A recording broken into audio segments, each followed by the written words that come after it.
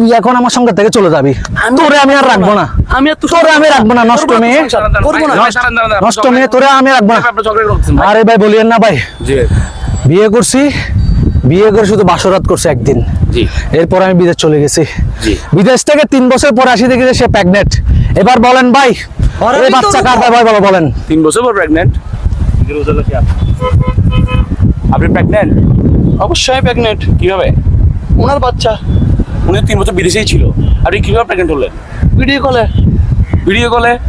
Video কলে কথা বলে কি প্রেগনেন্ট হওয়া যায়? কথা বলছেন আমার সাথে সারাদিন, 3 বছর আমার সাথে 3টা বছর কথা বলছে।